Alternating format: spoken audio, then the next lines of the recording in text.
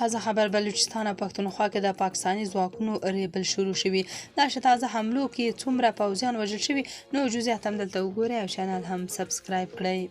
پښتونخوا او بلوچستان کې د ناامنیو په لړ کې سیمه ییزې سرچینې وایي په تیرو 24 ساعتونو کې په خیبر پښتونخوا او بلوچستان ایالتونو کې د وسلوالو بریدونو له امله 12 پاکستاني پوځیان هلاک شوي او 10 نور ټپیان شوي دي.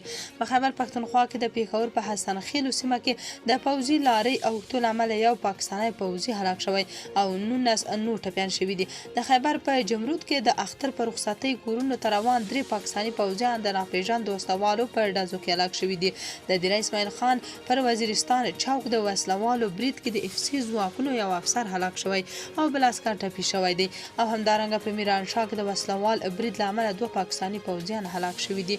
بلخوا د بلوچستان په نوشکي ولسوالۍ کې بلوچ ازادي غوښتونکو پر یو پوځي موټر ځمکني ماین ته چاودنه ورکړې چې په پایله کې 10 پاکستاني پوځیان هلاک شوي دي. په همدې حال پاکستان امنیت شورا کې د ترهګرۍ ضد کمیټې مرستیال ټاکل شوی.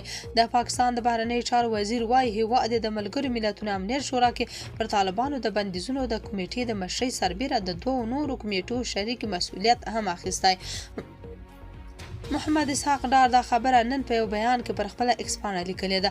د پاکستان د مرستیال صدر اعظم او بهرنیو چارو وزیر ښاغلي ډار په خبره هیواد د ترهګرۍ ضد کمیټې مرستیالي او د مستند سازي او بندیزونو د ګډو نارسمي ګروپونو شریک مشرۍ ته رسیدلی.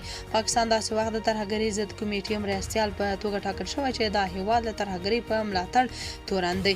په تر ټولو وروستۍ بیلګه کې هند اعلان وکړ د هغو ترهګرو ډلو مرکزونه یې په نښه کړل چې په هندي کشمیر کې د خونړیو بریدونو مسؤلیت درلود. تاسو په دې اړه څه نظر لرئ؟ کومنټ کې شریک او چینل هم سبسکرایب کړئ.